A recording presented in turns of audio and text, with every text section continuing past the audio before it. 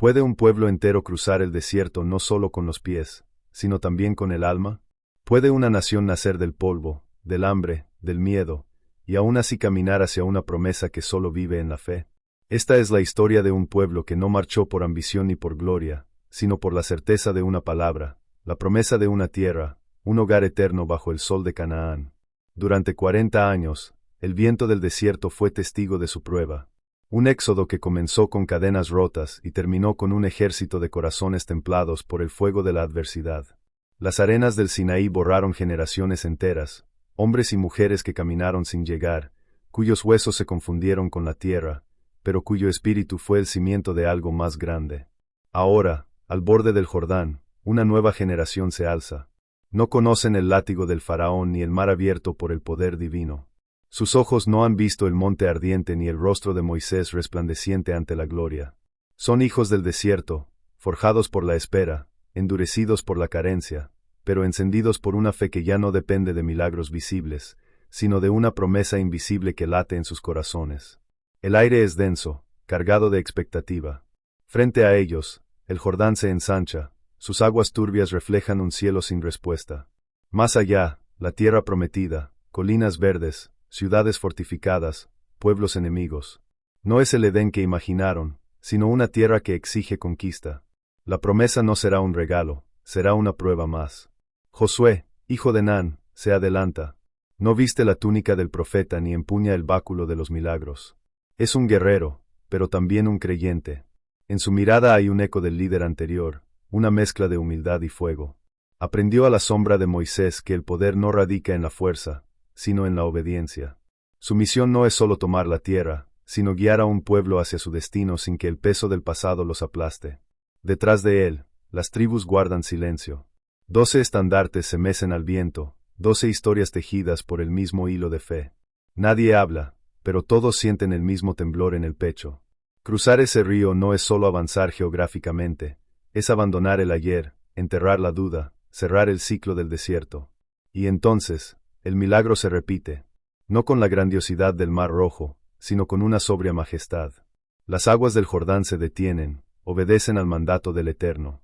El cauce se seca ante los sacerdotes que llevan el arca de la alianza, símbolo de la presencia divina. La historia se dobla sobre sí misma, el inicio se encuentra con el final, el pueblo que salió de Egipto entra por fin en su promesa. La tierra los recibe en silencio. Las ciudades de Canaán observan desde la distancia, sus reyes inquietos, sus murallas temblando ante el rumor del Dios que camina con ellos. En Gilgal, acampan. Allí, bajo un cielo inmenso, las piedras levantadas en medio del río se erigen como testigos. 12 piedras por 12 tribus, memoria de lo imposible, testimonio de que ninguna promesa divina muere en el desierto. Pero la conquista apenas comienza. No hay descanso en la fe.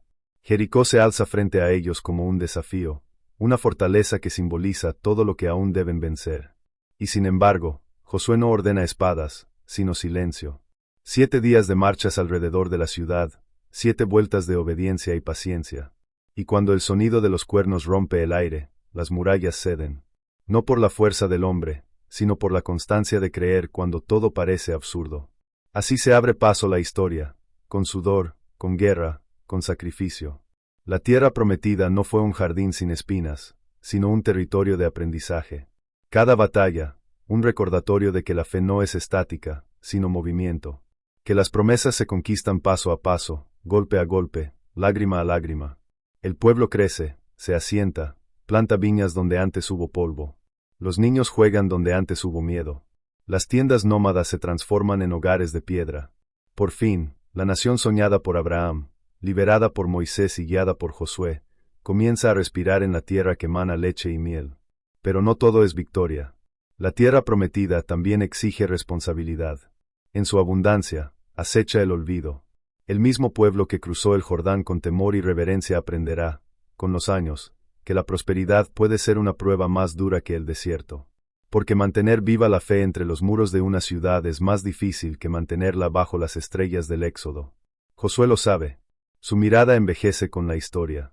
Desde las montañas de Efraín, contempla el territorio conquistado y entiende que la verdadera herencia no es la tierra, sino la ley, el pacto, la memoria.